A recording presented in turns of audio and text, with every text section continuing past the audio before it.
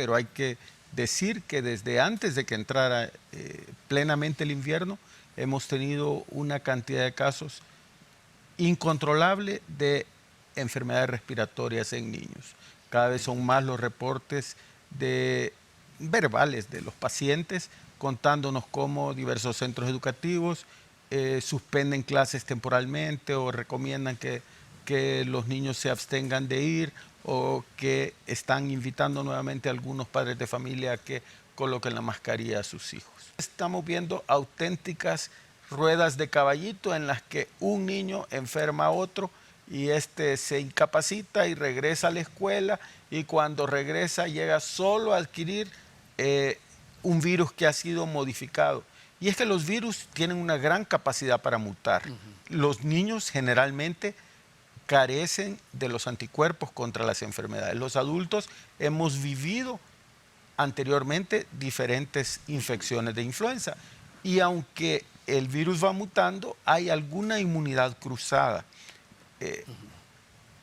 Es común que determinado virus de influenza tenga antígenos parecidos a los de otros virus que comienzan a entrar en circulación. Si yo veo que mi hijo tiene 60, 70 respiraciones por minuto, si vemos que de repente las fosas nasales comienzan a moverse como que fueran alitas, eso se llama aleteo nasal. Si veo que los músculos entre las costillitas comienzan a hundirse, esto es signo de que mi hijo está delicado y que necesita urgentemente atención médica.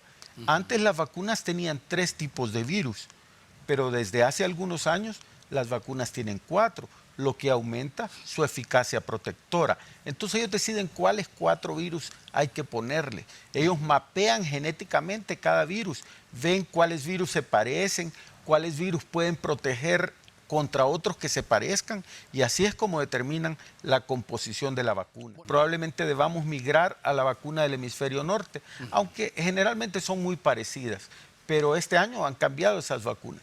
De modo tal que esa vacuna cambia año con año, y esa vacuna en este país está disponible en forma gratuita para todos los menores de 5 años y para todos los adultos mayores y mujeres embarazadas.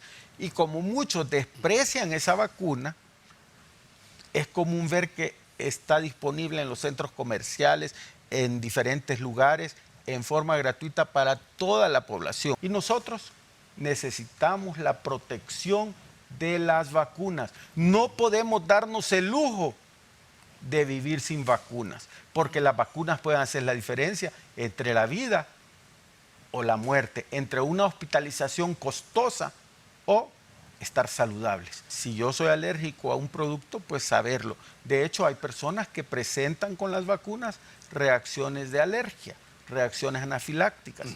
Si la alergia es leve, por ejemplo, que me aparecen unas ronchitas, no tengo nada de qué preocuparme y puedo seguir recibiendo las vacunas. Pero si presento un tipo de alergia grave que se llama shock anafiláctico, que es una situación muy comprometedora, en esos casos no se debe seguir poniendo esa vacuna. La vacuna de la influenza ha mejorado muchísimo, y antes la vacuna de la influenza habían años en que apenas protegía en un 10, 30, 20%. Hoy se estima que la protección de la vacuna de la influenza puede llegar, en el caso de la influenza B, a un 80%, y de la influenza A un 70% de los casos. Estoy hablando de protección contra enfermedad grave. El virus sincitial respiratorio puede ser mortal para aquellos niños de bajo peso. Tiene predominio esta infección en niños menores de 2 años. Es poco frecuente en mayores de esa edad. Causa un cuadro muy parecido a una neumonía, un cuadro grave, y cuando hay una infección por virus sincitial respiratorio, las hospitalizaciones son frecuentes, especialmente, decía, en niños prematuros o de bajo peso. El virus sincitial también puede dar a adultos, no es una exclusividad de menores de edad. Sin embargo, es muy poco frecuente. En comparación a los menores. Exacto, es una enfermedad casi exclusiva de niños menores de 2 años, y especialmente es grave en los menores de 6 meses. A nivel privado, la demanda se ha incrementado exageradamente. Yo en mi consultorio no tengo cupo por todo el próximo mes, Y esto, la gente dice, sí, voy a hacer la cita, pero en realidad ellos necesitan la atención ahorita, no dentro de un mes. La gran cantidad de turistas extranjeros que nuestro país está recibiendo, es común que estemos recibiendo cepas diferentes de virus que antes no eran comunes. Antes solo recibíamos las nuestras y algunas provenientes de Estados Unidos.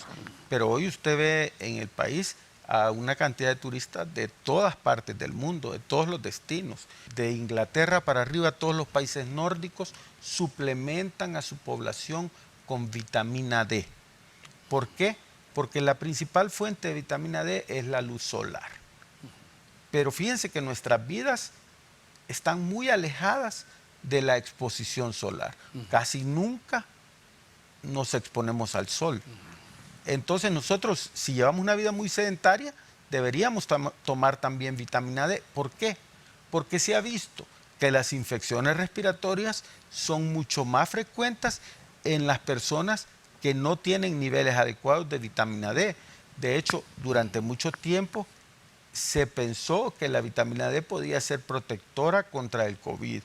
Y todavía hay ciertas personas que defienden ese concepto. Doctor, ¿cómo saber si es una alergia o es una gripe? Las alergias cursan sin fiebre, cursan de una manera bastante plana, es decir, no se exacerban, no se agravan.